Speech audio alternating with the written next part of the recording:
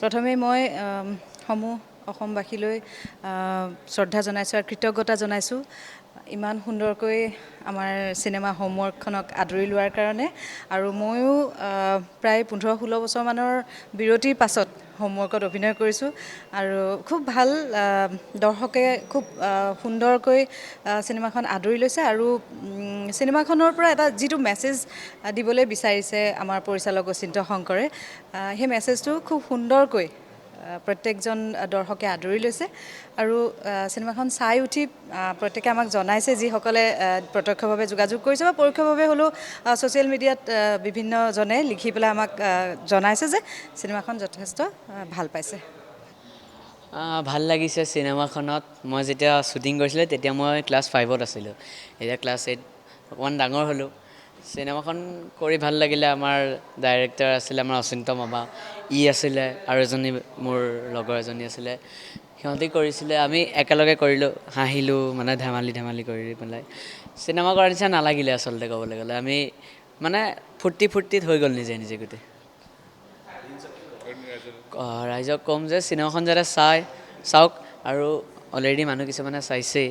যিখিনিয়ে চাইছে তেওঁলোককো ধন্যবাদ আৰু যি নাই চোৱা তেওঁলোককো ধন্যবাদ, কাৰণ তেওঁলোক আহিব চাবলৈ, সেইটোৱে আশা কৰিছোঁ। মই হয়তো ক'ম কি যোনে জুৰি দাদা কৈছে কি মই ভাল পাইছোঁ, মানে মোৰ প্ৰথম চিনেমা যিহেতু, আৰু ইমান ডাঙৰ পৰ্দা দেখা পালে নিজকে ভাল পাইছোঁ মই, আৰু চবে মৰম দিছে সেইটোকো ভাল পাইছোঁ। আৰু সেইটোৱে জুৰি দাদা ক'লে আমি মানে খেলোঁতে মানে শ্বুটিংটো হৈ গ'ল, আমি গমেই নাপালোঁ।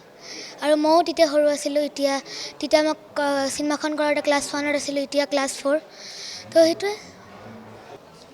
চিনেমাখনত অভিনয় কৰিবলৈ পাইতো বিৰাটেই সুখী মই। আচলতে এটা বেলেগ ধৰণৰ এটা বিষয়বস্তুক লৈ পেলাই ছবিখন যেতিয়া কৰা হৈছে, আমি যেতিয়া কাহিনীটো গম পালোঁ আৰু মোৰ চৰিত্ৰটো আজিলৈকে মই যিমানবিলাক ছবি কৰিছোঁ তাৰ তুলনাত একেবাৰে সম্পূৰ্ণ বেলেগ, মোৰ মানে ৰূপটো একেবাৰে বেলেগ ছবিখনত।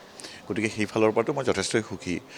আৰু এটা ভাল লাগিছে কি এতিয়া ৰাইজে সঁহাৰি জনাইছে ছবিখনৰ প্ৰতি, আৰু আমি ৰাইজক এটাই খালি অনুৰোধ জনাওঁ যে যদি ৰাইজে এই ছবিখনক মৰম দিয়ে, আশীৰ্বাদ দিয়ে, তেনেহ'লে ভৱিষ্যতে এনেকুৱা ধৰণৰ ব্যতিক্ৰমী বিষয়বস্তু লৈ পেলাই ছবি কৰিবলৈ প্ৰযোজক ওলাই আহিব, পৰিচালকো ওলাই আহিব। গতিকে সেইকাৰণে আমি বিচাৰোঁ যে এইখন ছবিক ৰাইজে আদৰি লওক, ৰাইজে মৰম দিয়ক, ৰাইজে আশীৰ্বাদ দিয়ক।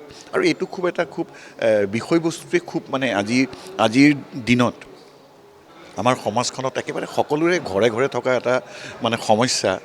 আমি আমাৰ ল'ৰা ছোৱালীক কেনেকৈ ডাঙৰ দীঘল কৰিম, এইবিলাক লৈ বিভিন্ন ধৰণৰ চিন্তা চৰ্চা, মানে সকলোৱেতো নিজৰ ল'ৰা ছোৱালীৰ ভৱিষ্যতটো সুন্দৰ কৰিবলৈ বিচাৰে, কিন্তু তাৰ মাজতে তেওঁলোকৰ বয়সৰ যিখিনি মানে ধেমালি বা তেওঁলোকৰ বয়সত কি কৰিব বিচাৰে, খেল ধেমালি কৰিব বিচাৰে সৰুতে, গতিকে সেইবিলাকৰ মাজেৰে আমি কেনেকৈ ল'ৰা ছোৱালীক সমাজৰ আমাৰ সংস্কাৰ শিকাই আগবঢ়াই লৈ যাব পাৰোঁ, এই ছবিখনত গোটেই বস্তুখিনি আচলতে দেখুৱাবলৈ চেষ্টা কৰা হৈছে।